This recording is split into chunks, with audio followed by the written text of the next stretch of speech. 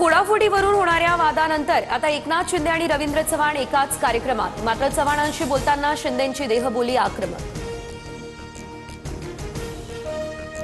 तुम मुझे कब तक रोकोगे, शेरो शायरीतून श्रीकांत शिंदे यांचा इशारा। माझ्यासाठी खड्डे खोदलेल्यांचं काय झालं हे सर्वांनी पाहिलं। विकासाचं राजकारण करा, श्रीकांत शिंदेंचं रवींद्र चव्हाण यांच्यासमोरच हे वक्तव्य। डोंबिवलीमधील निधीवरून एकनाथ शिंदे यांच्या समोरच रवींद्र चव्हाण आणि श्रीकांत शिंदेंमध्ये जुंपली। फडणवीस सत्तेत आल्यानंतर डोंबिवलीला निधी, रवींद्र चव्हाण यांचं वक्तव्य। तर शिंदे मुख्यमंत्री झाल्यावर डोंबिवलीला निधी मिळण्यास सुरुवात, श्रीकांत शिंदे यांचं उत्तर।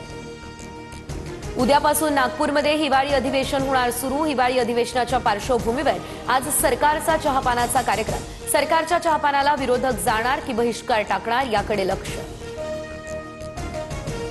केडीएमसी पालिकेच्या मतदार यादीमध्ये घोळ कायम। 82,000 नावं वगळूनही हजारो दुबार मतदार।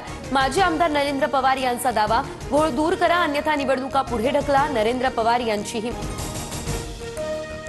इंडिगोचे सीईओ पीटर एल्बर्ट्स यांना हटवलं जाणार, दंड सुद्धा इंडिगोकडून आता आकारला जाणार।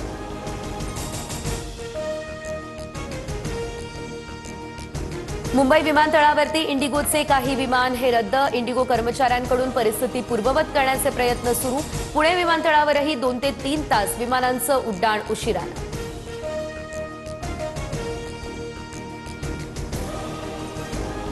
इंडिगो विमानसेवेवर परिणाम, स्पाइसजेट कंपनीकडून अतिरिक्त 100 उड्डाणं वाढवण्याचा निर्णय। प्रवाशांचे हाल होत असल्यानं कंपनीचा हा निर्णय।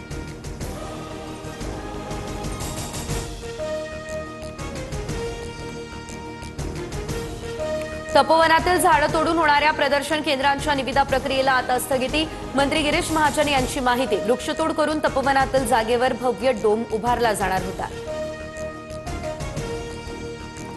बांगलादेशकडून कांदा आयातीचा मोठा निर्णय, दररोज 50 आयात परवाने मिळणार। प्रत्येक परवान्यावरती 30 टन कांदा आयात करता येईल। देशात कांदा निर्यातीला पुन्हा गती मिळणार।